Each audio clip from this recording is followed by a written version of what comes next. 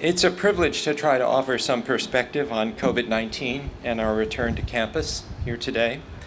At the same time, I know there's no way I can represent the diversity of experiences and feelings that people have and have had on this subject, let alone in 60 seconds.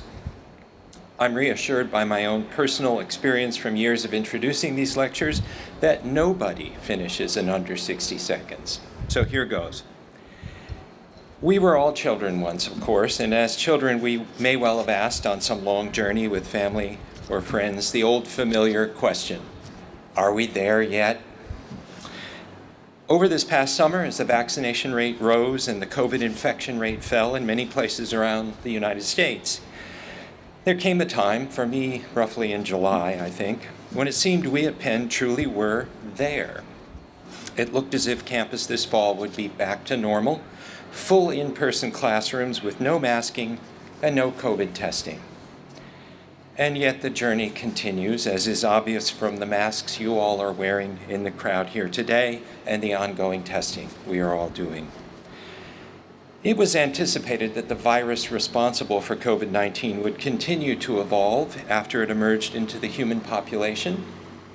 But I don't think anyone predicted the brutal lesson in real-time evolution that the Delta strain's emergence taught us this year as it swept through the global human population. So no, we are not there yet in the sense of being back to where we were before this pandemic. And given the potential for further evolution of the COVID-19 pathogen here and elsewhere, we won't be truly over COVID-19 in the US until the whole planet is. And along the way, the COVID-19 virus may well become a part of human ecology that we have to live with, like, say, flu. But still, we are all here together again at Penn, interacting in classrooms and on campus. This is a credit to us all. By getting vaccinated and tested and practicing basic precautions like masking, our students, faculty, and staff have made it possible for us to be here together. And it's of vital importance that we are here together again. The research and scholarship that we do here together help us understand each other and our world.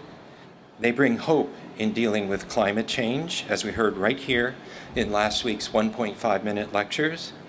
They provide revelation and perspective as we strive to move beyond the racism that persists here and around the world.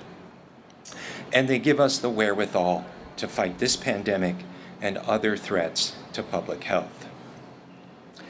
So many have suffered around the world and in our own communities and families over the course of this pandemic. Our students, staff, and faculty here have endured what I know has seemed like endless rounds of uncertainty as we have had to adapt to the changing circumstances. But with all of that in mind, I want to say again what I know we all have been saying to each other as we have met again in person this fall.